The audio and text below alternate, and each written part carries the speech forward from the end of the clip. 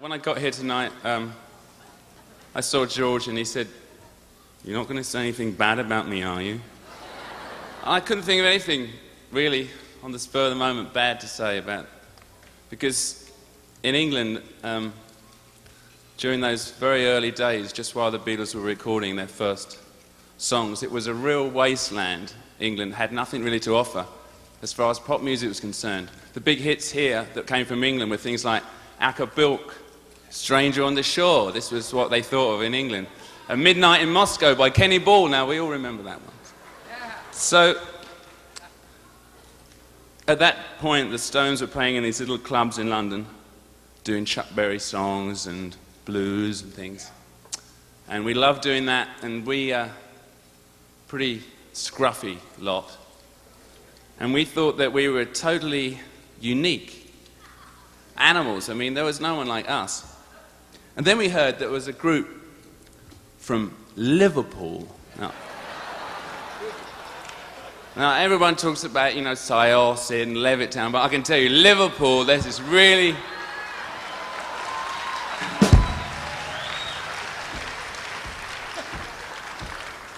Anyway, this group, and they had long hair, scruffy clothes, but they had a record contract. And they had a record in the charts with a bluesy harmonica on it called Love Me Do. When I heard the combination of all these things, I was almost sick.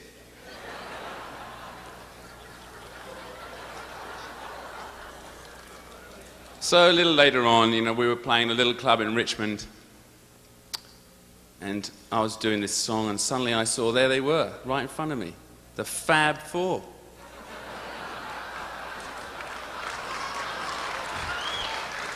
John, Paul, George and Ringo.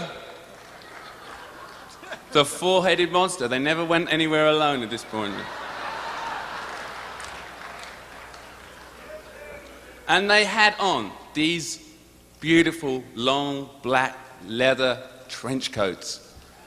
I could really die for one of those. And I thought, even if I have to learn to write songs, I'm gonna get this.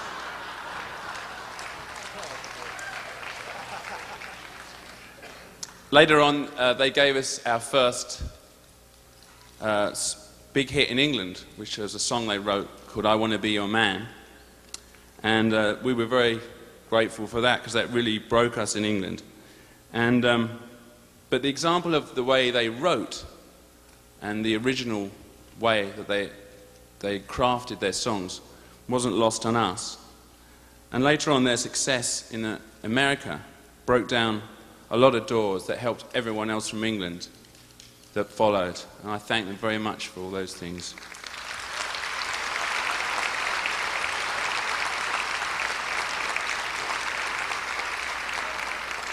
The one thing I never appreciated during those early years was every time I would come to New York, they would say to me, "Hey, are you a Beatle or are you a Goyle?"